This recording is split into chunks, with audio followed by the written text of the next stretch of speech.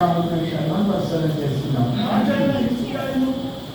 ఆమోద్ కుమారుని యెషయాను ప్రవక్తను ఇంద్రుని గురించి ప్రార్థించి ఆకాశంలో చూసి మొరపెట్టగా యెహోవా ఒక దూతను పంపెను.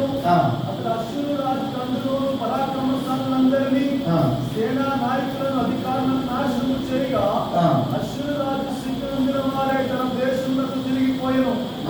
అంతటా అతడు తన దేవుని గుడిలో చొచ్చినప్పుడు అతని కడుపున పుట్టిన వారే అతన్ని అక్కడ కత్తి చెడ చంపిరి. ఈ ప్రకారం యెహోవా హిజ్కియాను యెరూషలేము కాపురస్తులను అశ్షూరు రాజైన సన్హెరీబు చేతుల నుండి అందరి చేతుల నుండి రక్షించి అన్ని వైపులను వారిని కాపాడినందున అనేకులు యెరూషలేములో యెహోవాకు ఆరాధనను యూదా రాజు హెచ్చించి అందువలన అతడు అప్పటి నుండి సకల జనముల దృష్టికి ఘనతొందినవాడని. సారీ, దేవుడు తన పరిశుద్ధ వాక్యం దాన్ని కూడా ఆశీర్వదించిన గాక. హల్లెలూయా. పిల్లరా, ఇప్పుడు జాగ్రత్తమైన ఏం జరుగుతుందంటే యుద్ధము ప్రస్తుత కాలంలో పరిస్థితులు కూడా మన భారతదేశం అది పాకిస్తాన్ గత 2 వారాల నుంచి వారు జరుగుతూనే ఉంది. ఇది కూడా ప్రపంచ యుద్ధానికి కూడా దారితీస్తుందేమో అనేంత భయంకరమైనటువంటి రీతిలో మరి వాళ్ళు కూడా డ్రోన్ల ద్వారా క్షిపణుల ద్వారా మరి వాళ్ళు దాడి చేస్తున్నారు. వాళ్ళు వేసినటువంటి ఆ డ్రోన్లు క్షిపణులు మన భారతదేశం వాళ్ళు తిప్పుకొడుతూ ఉన్నారు, కొన్ని పూర్తి చేస్తున్నారు. వాళ్ళకి నష్టం జరుగుతుంది, ఇక్కడ మన వాళ్ళకి కూడా నష్టం జరుగుతుంది. కేరళలో వినే ఉంటారు ప్రేజ్వాడు వారి యొక్క సత్య సాయిబాబా జిల్లాలో అటువంటి అక్కడ ఆయన 25 సంవత్సరాల నుంచి జవాన్ ఆయన చనిపోవడం జరిగింది. అలా ఒకరే కాదు, సుమారు మన వాళ్ళు కూడా సుమారు 20 మంది చనిపోయినట్లుగా తెలుస్తూ ఉన్నాయి. రైట్. అయితే ఇవన్నీ కూడా ప్రాణ నష్టాలు జరుగుతూనే ఉన్నాయి కదా, ఈ యుద్ధాలు జరుగుతున్నాయి కదా. ప్రేజ్వాడు మరి పరిస్థితి ఏంటి అనేది కొన్నిసారి మనం కూడా ఆందోళన కలుగుతూనే ఉంటుంది. మన పూర్వం కూడా మన పూర్వీకులు కూడా రకరకాలైనటువంటి మాటలు వర్తిస్తూ వాళ్ళు పలుకుతున్న మాటలకి భయం వేస్తూ ఉంటుంటుంది. ఒకసారి ఇది మీకు చూపిస్తానండి. ఇందులో 16 వచ్చిన ఒకసారి చదవండి. 16 వచ్చిన చూడండి. అతని సేవకులు అంట దేవుడి యెహోవా మీదను ఆయన సేవకుని హిజ్కియా మీదను ఇంకా కలాపలు పేరుతూనే ఉన్నారంట. ఎవరి మీద? ఆయన మన దేవుడి యెహోవా మీదను ఆయన సేవకుడైన హిజ్కియా మీదను ఇంకను కలాపలు పేరుతూనే ఉన్నారంట. అది మాట్లాడుతూ ఉన్నారు. ఈ నోటి మాటల వల్లే కొన్ని సందర్భాలు రకరకాలైన యుద్ధాలు. నాలుగే కదండి పాప ప్రపంచానికి మాలిని తీసుకొచ్చేది, సర్వశరీరం మాలిని తీసుకొచ్చేది నాలుగే. ఈ 4 కంట్రోల్ చేసుకోవాలి కదా. యుద్ధానికి నీ పాప గుర్తుకుంటారు, బాంబులు వేసుకుంటారు, యుద్ధాలు వేసుకుంటుంటారు. దీనివల్ల వాళ్ళ మొత్తం ఇన్ని రకాలైనటువంటి అవి ఉపయోగిస్తుంటారో అందరూ పెట్టి దేని పెట్టారా యుద్ధాలు జరగకుండా ఆపడానికే మన అన్నిజనులకు వచ్చి ప్రార్థనలు, ఉపవాస ప్రార్థనలు ఇవన్నీ జరుగుతున్నాయి. కాబట్టి మీ యొక్క వ్యక్తిగత ప్రార్థనలు, మీ అందరి ప్రార్థనలో ప్రార్థించే కేవలం ప్రార్థన ద్వారా కానీ ఇక్కడ 2 త్వరగా మీకు 2 మాటలు చెప్తాను. ఇక్కడ ఏమంటున్నారంటే 20వ వచనంలోకి వచ్చినప్పుడు రాజుని హిజ్కియాను ఆమోజు కుమారుని యెషయాను ప్రవక్తను ఇద్దరి గురించి ప్రార్థించి రాజుని హిజ్కియా ఆమోజు కుమారుడైన ప్రవక్త యెషయా వీళ్ళు ఏం చేశారు? ఇద్దరు కలిసి ఏం చేయాలి? ఆయన రాజు, హిజ్కియాను రాజు, మరి ప్రవక్త ఏమో దైవజనుడు. వీళ్ళు ఏం చేశారు? దైవజనుడు ఏం చేశారు? ఆయన రాజుగారు ఏం చేశారు? ఇప్పుడు ఆయన చెప్తున్నారు. దైవజనుడు హిజ్కియా స్థానంలో విశ్వాసం ఉన్నారు అనుకోండి. సపోజ్ దైవజనుడి స్థానంలో ప్రవక్త యెషయా స్థానంలో దైవజనుడిగా మేము ఉంటాం అనుకుందాం కాసేపు. ఇది ఏం చేశారు? ఇద్దరు కలిసి దేవుడి మందిరంలో వారి పుత్రాన్ని పరిచి అందరూ కలిసి ప్రార్థన చేశారు. అంటే వాళ్ళు కలిసి ప్రార్థన చేశారు. అంటే సంప్రదింపులు. నీవే నాకు నేనే అని కాదు. వాళ్ళు కలిసి ప్రార్థన చేశారు. కలిసి ఈ ప్రార్థన ఏం చేసింది తెలుసా అండి? చూడండి 21 అధ్యాయం అయిపోతే చూడండి. యెహోవా ఒక దూతను పంపెను. అతడు అశ్షూరు దండుపేటలో పరాక్రమ పరాక్రమశాలులందరినీ చూసారా? పరాక్రమశాలు ఆర్మీ మిలిటరీలో ఉన్నటువంటి వారి పరాక్రమశాలులను, సేనా నాయకులను, సేనా నాయకులు, ఇక్కడ సేనా నాయకులు కమాండర్స్ అండి, కమాండర్స్ ఆర్మీలో పనిచేసే కమాండర్స్ సేనా నాయకులు, వాళ్ళు సేనా నాయకులు, సైనికులు, అధికారులు నాశనం చేయగా. చూసారా? దేవుడు ఒకే ఒక్క దూతను పంపాడు. ఇదంతా ప్రార్థన చేసినప్పుడు అంటే ఒకరికొకరు సహకరించుకోవడం, సంప్రదించుకోవడం, లేదా సపోర్ట్ చేయడం, ఇవి కొంతమంది ఉంటారండి సహకరించరు, ఎవరికైనా దోస్తాలు వెళ్ళిపోవటమే, ఎవరికేం చేయాలి మనసులో పోయి అలా చేసేయడమే. అలా కాదండి, సేవకులతో సంప్రదించాలి, దైవజనులతో సేవకులతో సంప్రదింపు జరగాలి. చూడండి, హిజ్కియా ఆమోస్ కుమారుడు ఎప్పుడైతే నాకు తెలియజేశారు, హిజ్కియా అలాగే దైవజనుడైనటువంటి ఆ యొక్క ప్రవక్త వీళ్ళు ఏం చేశారు? ఉత్తరాన్ని వచ్చి దేవుడి యొక్క సన్నిధిలో ప్రార్థన చేసినప్పుడు పరిష్కారం దేవుడు ఇచ్చాడు. పరిష్కారం అందరిని బట్టి ప్రేమి నాకెందుకులే, ఎవరు వెళ్ళకపోతే నాకెందుకులే అని వద్దండి. మనందరూ కూడా కలిసికట్టుగా ప్రార్థనలో పోరాడదాం. ప్రార్థన ద్వారానే ఈ విధమైనటువంటి వదిలిపోవుట అసాధ్యం అని అన్నారు ఉపవాస ప్రార్థన ద్వారా. అందుని బట్టి కొన్ని విషయాలు ఇద్దరు నేర్చుకుందాం. ప్రియమిత్రులారా, వచ్చిన పరిస్థితి ఎలాంటిది అంటే వాళ్ళ యొక్క పేలపల వల్ల యుద్ధానికి రెడీ అయిపోయారు. కానీ యుద్ధం ఏం జరిగింది అండి? యుద్ధం ఎవరు చేశారండి? యుద్ధం ఇసుక చేశారా? ఇసుక సైన్యం చేశారా? ఎవరు చేయలే. దేవుడు యెహోవా ఒకే ఒక దూతను పంపించాడంటే, ఒకే ఒక దూతను పంపిస్తే మొత్తం ఆర్మీలో ఉన్న మొత్తం మిలిటరీ సైన్యం అంతా కూలిపోయారే, అధికారులు కూలిపోయారే, సేనా నాయకులు కూలిపోయారే. ఎంతమంది అంటే అక్కడ అందరూ కూలిపోవడం చూసి వాళ్ళు ఒకవేళ సపోజ్ ఏ సేనా నాయకులు కూలిపోకుండా సైన్యులు కూలిపోయారు అనుకోండి, నాకేం భయం లేదు, మా సేనా నాయకులు ఉన్నారు, కమాండర్స్ ఉన్నారు, వాళ్ళు చూసుకుంటారు అని చూసుకుంటారని ధైర్యం వచ్చేసినేమో ఎవరికి అసురు రాజుకి. ఒకవేళ సేనా నాయకులు చనిపోతే ఒక సైన్యం ఉన్నారు, నాకేం భయం లేదు, మా గురించి పోరాడాలన్నారు, ధైర్యం తెచ్చుకునేమో, కట్టుబడుచుకునేమో. సరే వాళ్ళిద్దరు చనిపోతే సరే అధికారులు ఉన్నారండి, మంచి మమర్పులు సపోర్ట్ ఇచ్చే వాళ్ళు ఉన్నారండి అని ఒక ధైర్యం తెచ్చుకునేమో. అందుచేత దేవుడు ఏం చేశారంటే ఎక్కడ కొట్టాలో, ఎవరు కొడితే ఎలా బ్రెడ్ అవుతారో, బ్యాంక్ అయిపోతారో ఆయన చేశారంట పని. అందుచేత దేవుడు పెట్టారా కలిసికట్టుగా ప్రార్థన ఎవరికి ఎలా తోస్తారో గుర్తండి.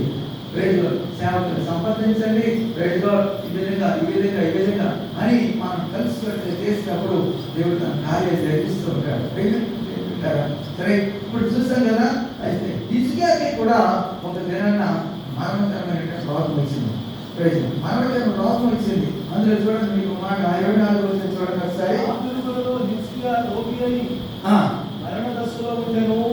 అతడు యెహోవాకు మొరపెట్టగా ఆయన అతనికి తన చిత్తమును తెలియపరిచి అతనికి సూచన ఒకటి దయచేశాను. ఈ సందేహపడినటువంటి వాడు ఎప్పుడైతే వాళ్ళ ఆర్మీ జవాన్లు మొత్తం వెంటనే కూలిపోయారో వెంటనే వాడు చిక్కునందుని వాడి ఆ దేశానికి వెళ్ళిపోయాడంట. ఇక్కడ ఎక్కడ లేడో ఆ దేశానికి వెళ్ళిపోయిన తర్వాత వాడు ఆయన ఏ దేవుణ్ణి ఏ దేవతలు అయితే వాళ్ళు నమ్ముకున్నారు ఆ గుడిలోకి వెళ్ళి మొక్కుతుంటారంట. వాళ్ళు కొడుకు వెళ్ళి కత్తితో నడి పారేశారంట. అది ఎవరు చేశారో పని అంటే దేవుడిని యెహోవా ద్వారా జరిగింది. ఇప్పుడు హిజ్కియాకి కూడా సమయంలో మరణకరమైన రోగం వచ్చింది. జాగ్రత్తమైన కొన్ని విషయాలు ఎంత గొప్ప వీరుడైనా, ఎంత గొప్ప సూర్యుడైనా ఏదో సమయంలో సంథింగ్ ఏదో భయం వస్తుంది, లేదా సమస్యలు వస్తాయి, ఆర్థిక ఇబ్బందులు వస్తాయి, శోధనలు ఎదురవుతాయి, బతకలు ఎదురవుతాయి. అలాంటి టైంలో చేయవలసినవి కొన్ని ఉన్నాయండి. మరణకరమైన రోగం వచ్చింది. అలాంటప్పుడు హిజ్కియా ఏమని ప్రార్థన చేశారు తెలుసా? ఒకసారి చూడండి. 2వ రాజుల గ్రంథం 25 వెళ్ళిపోతే 3వ వచనంలో ఆయన చేసే ప్రార్థనతో ఒకసారి చూడండి.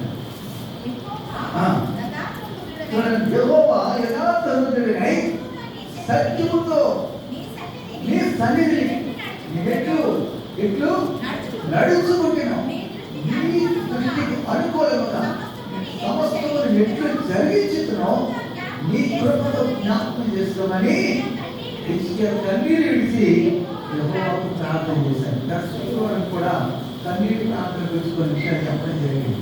హిజ్కియా తన మరణ దశలో యెహోవా యథార్థుడిని సత్యముతో అంటే నీ సన్నిధి నేను ఎట్లు నడుచుకుంటున్నా. సత్యం అనేది ఏంటంటే నీతి నిజాయితీ అవ్వచ్చు, ప్రైజ్లాడ్ నమ్మకం అవ్వచ్చు, ప్రైజ్లాడ్ సత్యం, ప్రైజ్లాడ్ సత్యం అంటే నమ్మకత్వం, ప్రైజ్లాడ్ అటువంటి అబద్ధం కూడా వాళ్ళకి సత్యం పలుకుతారు అంటారు, నీతిగా ఉంటారు వాళ్ళు, యథార్థంగా ఉంటారు వాళ్ళు అంటారు కదా. ఇవన్నీ కూడా ఈ మోపు చెందినవే. ప్రైజ్లాడ్ అందరి బట్టి దేవుడు పెట్టారా తను ఎప్పుడైతే తప్పించుకొని ప్రార్థన చేశాడో దేవుడు ఆ మరణ దశలో నుంచి ఇంకో 15 సంవత్సరాలు ఆయుష్ను పెంచాడు, ఇంకో 15 సంవత్సరాలు ఆయుష్ను పెంచాడండి. అందుని బట్టి దేవుడు ఆ కన్నీటి ప్రార్థనేనండి, ఆ కన్నీటి ప్రార్థనే ఇంకో 15 సంవత్సరాలు ఆయుష్ను పెంచడమే కాదు, ఆయన మీదకు రావాల్సిన శిక్షను కూడా దేవుడు తప్పించేశాడు. దేవుడు మనకు రాజు మీకు చూపిస్తానండి త్వరగా. మొదటి రాజుల గ్రంథం 21వ అధ్యాయం 24వ వచనం చదవండి త్వరగా. జాగ్రత్తనండి. పట్టణమందు అక్కడ అహాబు సంబంధులందరూ పట్టణమందు చచ్చు అహాబ సంబంధికులను కుక్కలు తినివేను, బయటి భూమిలో చచ్చు వారిని ఆకాశ పక్షులు తినివేను అని చెప్పాను. ఆమె ఇక్కడ అహాబు సంబంధుల గురించి అహాబు రాజు నాబోతు ఆయన ద్రాక్షపాటు తీసుకున్నందుకు గాను దేవుడు యెహోవా నాబోతును చంపించినందుకు గాను అహాబు తన భార్య అయినటువంటి యెజెబెలు చేసిన దానికి యెజెబెలు కూడా ఆ ఏ భూభాగం మంది అయితే ఆ యొక్క అహాబు ఆ యొక్క నాబోతు యొక్క రక్తాన్ని వేరే మాంసాన్ని తిన్నాయి కుక్కలు, అదే భూభాగం మందు యెజెబెలు యొక్క ఆ మృత కళేబరాన్ని ఆకాశ పక్షులు కుక్కలు తింటాయని, ఆ రక్తం సాగుతాయని దేవుడు యెహోవా ప్రవక్త అయినటువంటి ఏలియా ద్వారా తెలియజేశారు. ఈ మాటలు వింటున్నప్పుడు అహాబు హృదయం ఏమైంది తెలుసా అంటే 27 వచనం చదవండి ఒకసారి. 27 వచనం చదవండి త్వరగా. అహాబు ఆ మాటలు విని తన వస్త్రములను చింపుకొని, చూసారా, అహాబు ఆ మాటలు విని తన వస్త్రములనే చింపించుకున్నాడు. ఏ వస్త్రాలు అవి? రాజు వస్త్రాలు. అహాబు రాజు ఆ రాజు వస్త్రాలు చింపుకొని గోనె పట్ట పట్టుకొని ఉపవాసం ఉండి గోనె పట్ట మీద పరుండి అహాబు రాజు వస్త్రాలు చింపుకొని గోనె పట్ట పట్టుకొని ఉపవాసం ఉండి వ్యాకులు పడుచుండగా యెహోవా వాక్కు తిష్బీయుడైన ఏలియాకు ప్రత్యక్షమై ఇలాగ సెలవిచ్చెను. అహాబు నాకు భయపడి వినయముగా ప్రవర్తించుటకు. మరి ఏలియాకు వర్తమానం వచ్చింది. అప్పుడేమో హిజ్కియాకు చెప్పారు. హిజ్కియాకేమో యెషయా ద్వారా కబురు వెళ్ళింది. అయ్యా ఇంకా నీ ప్రార్థన నీ కన్నీరు విడిచి దేవుడు చూశాడు. మాట్లాడుకుంటున్నాను వీటికి అయిన తర్వాత మాట్లాడుతుంది రైట్ పెట్టాలి. ఏమంటున్నానంటే ఆ దినమున యెషయా ద్వారా హిజ్కియాకి 15 సంవత్సరాలు ఆయుష్ని పొడిగిస్తున్నాడు దేవుడు అని చెప్పడానికి హిజ్కియా నిమిత్తమై యెషయా అనేటువంటి ప్రవక్తను దేవుడు వాడుకున్నాడు. ఇప్పుడు అహాబు యొక్క ఆయన మీదకి రాబోతున్న ఉగ్రతను తప్పించడానికి ఇక్కడ ఎవరిని ఏలియాని దేవుడు వాడుకుంటూ ఏం చెప్తున్నారు చూడండి. అహాబు నాకు భయపడి వినయముగా ప్రవర్తించిన సూచితివా? నాకు భయపడి అతడు వినయముగా ప్రవర్తించే చేత భయపడి ఆ అపాయము అతని కారణం సంభవింపకుండా ఆపి అతని కుమారుని కాలంలోకి అతని కుటుంబ మీదకి నేను ప్రవేశిస్తాను. ఎందుచేత అహాబుకి ఆ కాలంలో రాకుండా అహాబు మరణమైనంత వరకు కూడా ఆ కాలంలో ఆయన మా కుమారుల మీదకి రానివ్వలే. ఇప్పుడైతే అహాబు మరణమయ్యాడు. అప్పుడే ఆ కాలంలో రావాల్సిన శిక్షను దేవుడు తప్పించి ఆపాడు. అంటే దేవుడు కొన్నిసార్లు శిక్షను తప్పిస్తాడు, కొన్నిసార్లు శిక్షను పెంచుతాడు. అందుచేత నాకు భయపడి అన్నాడు చూసారా, దేవుడికి భయపడి వినయంతో విధేయంతో ప్రజలు ఎవరైతే ప్రార్థన చేస్తారు దేవుడు తప్పిస్తాడని మరి కొన్ని విషయాలు చెప్పి ప్రజలు ఇంతగా హిజ్కియా ఏమని ప్రార్థన చేశారు? యెహోవా యథార్థ హృదయుడైన సత్యముతో నడుచుకుంటేనో జ్ఞాపకం చేసుకో. దేవుడు చూస్తాడండి. మన నీతిని చూస్తాడు, మన అవినీతిని చూస్తాడు, మన యథార్థతను చూస్తాడు, మన భక్తిహీనతను చూస్తాడు. ఇవన్నింటిని బట్టి పనిష్మెంట్ సివియర్గా ఉంటుంది. రైట్, కొన్నిసార్లు అనుకుంటాం నాకేం భయం లేదు, నేను ఏ విధంగా సేవ్ అయిపోతాను, నాకు ఎక్కడైనా నాకు భద్రత ఉంది అనుకోవడానికి లేదండి. ఆకాశం కింద అక్కడ ఆయన వస్తూ ఉంటాడు, ముందే సముద్రం కింద అక్కడ కూడా ఆయన వస్తూ ముందే రైతు అందరిని బట్టి ఎక్కడికి తప్పించుకోలేమండి, తప్పించుకోలేము. రైతు కొన్ని తప్పిస్తాయి. ఏంటి తెలుసా? తొందరగా నేను చూపిస్తాను. సంఖ్య చూడండి ఒకసారి త్వరగా దేవుని వెళ్ళారా.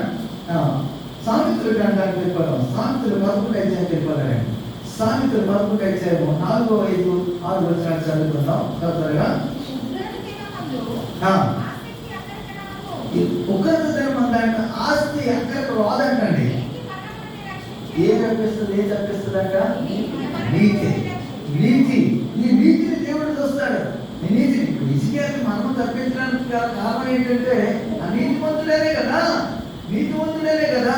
లోతు కూడా నీతి గల తన మనసును చూడండి ఒకసారి. 2 పేతురు రాసిన పత్రిక మళ్ళీ సాంఖ్యంలో వద్దాం. 2 పేతురు 2 అధ్యాయము 7వ వచనం వెళ్ళిపోదాం. 7, 8 వచనాలు చదవండి.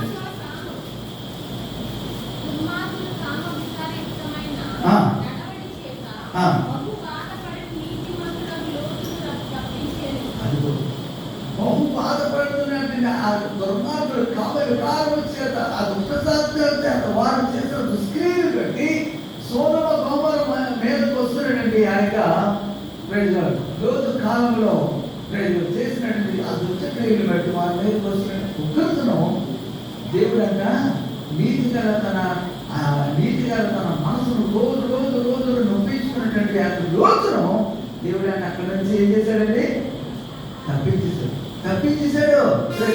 ఆ రోజుల్లో ఆయన అప్పుడే నీతిమంతుడిగా అంచమడగా. నోవాహు కాలంలో దేవుడు ఏమన్నాడండి? నోవాహు నీవే నా ఎదుట. చదవండి ఆదికాండం 7 మొదటి వచ్చినాం. ఈ తరువారందరిలో నీవే నీతిమంతుడు అయిందిట చూస్తుంది. దేవుడు ఆ నీతే కదండి నోవాహు వారులోకి ప్రవేశించడం కానీ ఆ నీతి ప్రమాదానికి తప్పింపబడడానికి కారణం ఏంటైంది? నీతి. ఇప్పుడు శాంతినంలో 11 అధ్యాయం మనం చూసాము. దేవుడు పిల్లరా కొన్నిసార్లు అవినీతి పరులను, భక్తిహీనులైనటువంటి వారిని మనం తీసుకెళ్ళిపోతాడు. చదవగా కొన్ని విషయాలు ధ్యానం చేద్దాం. 11 అధ్యాయంలోనూ సామెతల గ్రంథంలోనూ 11 మళ్ళీ 4 వచ్చి వెళ్ళిపోదాం. ఆస్తి అక్కడికి రాదు, నీకు ప్రాపర్టీ రాదు, అక్కడికి నీకు ఆస్తి నేను కాపాడదు.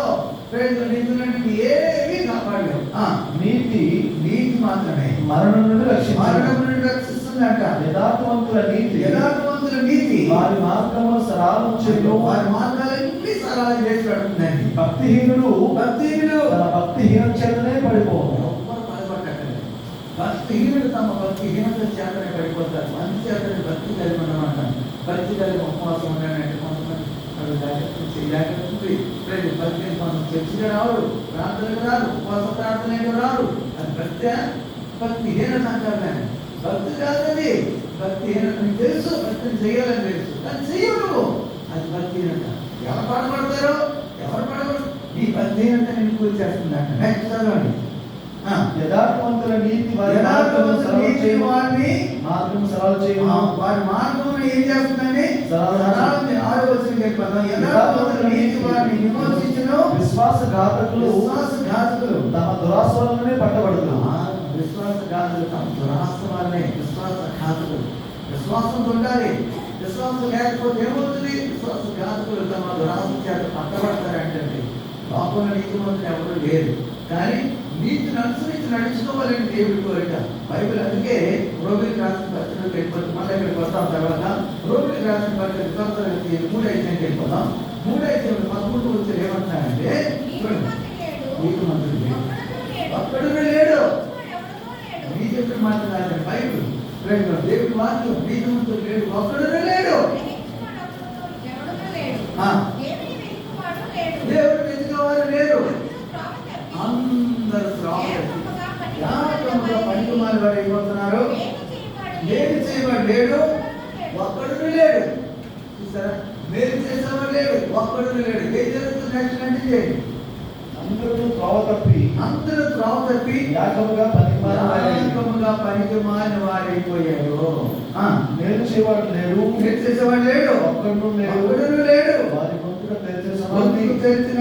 గొంతు తెరిస్తే సమాధి. సమాధి ఏం పోల్చారు? సమాధిలో చూడండి, పాచి పెట్టుకొని మరి దగ్గర అనుకోండి, సువాసన వస్తుందా, చెట్టు వాసన వస్తుందా? ఏమొస్తుంది? కొంపే కదా. అందుకే వారి నోరు తెరిస్తే కంపు, నోరు తెరిస్తే కంపు అని అర్థం. అందుకే వారి గొంతు తెరిచిన సమాధి. తన నాలుగుతో మోసము చేయుదురు, నాలుగుతోనంట మోసము చేయుదురు. వారి పెదవుల కింద సర్ప విషము.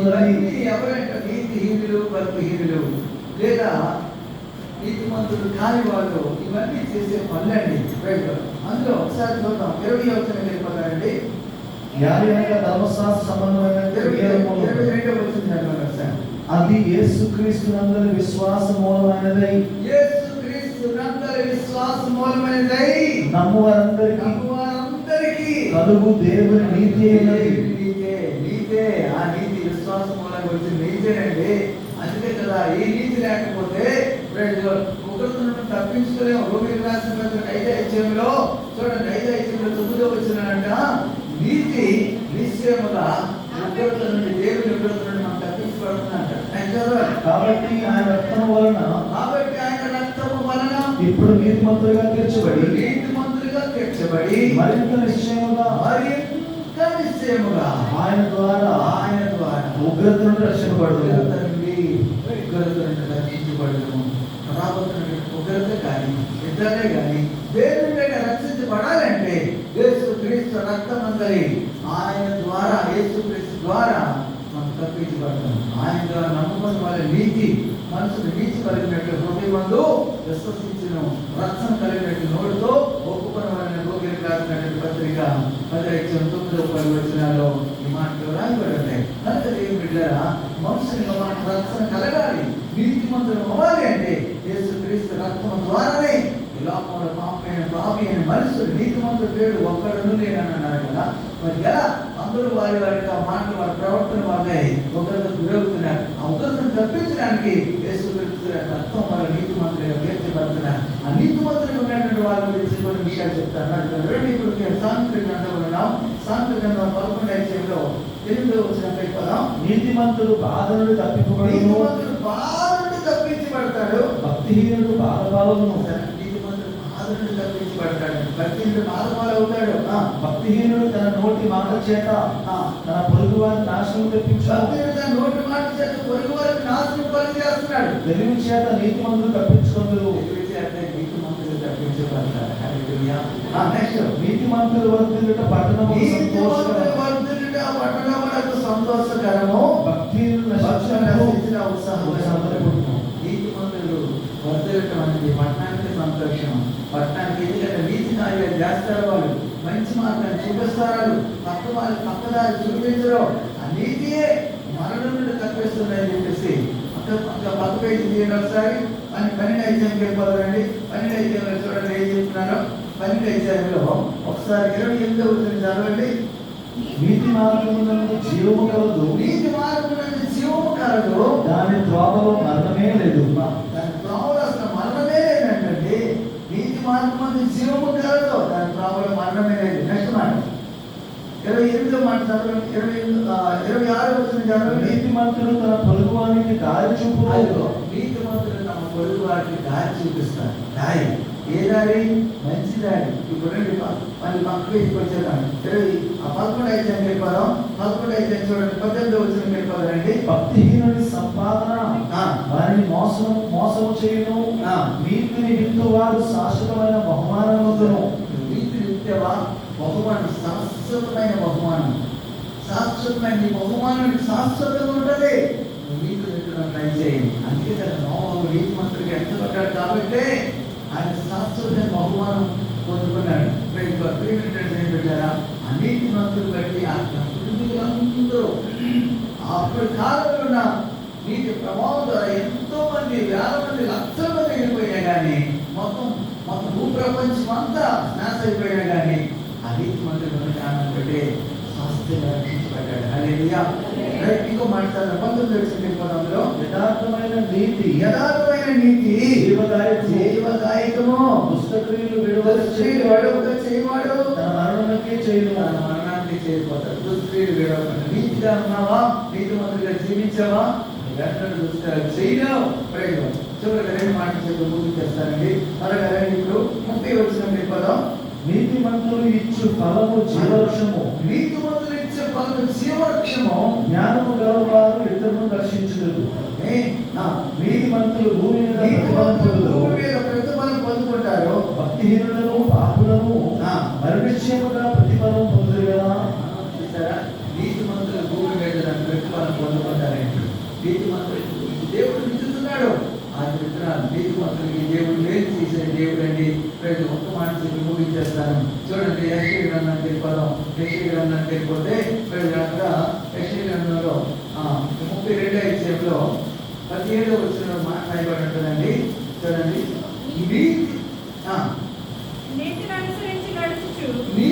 నీతి సమాధానము కలుగుచేయును. నీతి అంటే సమాధానం తీసుకొస్తుందండి. మొట్టమొదట నీతి వలన నిత్యమును నిత్యమును నిర్మలము నిబ్బరము కలుగుతుందంట నీతి వలన. అప్పుడు నా జనులకు విశ్రమ స్థానములను ఆశ్రయ స్థానములను సుఖకరమైన నివాసములను నివసించెదరు. హల్లెలూయా. ఎక్కడుంటారు? నీతి వలన సమాధానం వస్తుందంట, నిబ్బరం కలుగుతుందంట, సుఖకరమైన ఆశ్రయ స్థలాల్లో ఉంటారంట, సౌఖ్యంగా ఉంటారంట నీతి మంత్రులు. అందుకే ఆ నీతి నడుచుకుందాం. దేవుడు ఆ యొక్క నీతి మంత్రులందరికీ దేవుడు ఏ విధంగా చూస్తున్నారో అవన్నీ మన యొక్క జీవితాల్లో మనం కూడా పొందుకుందాం. దేవుడితో మాట్లాడుతున్నాం. ఆశ్రయించండి.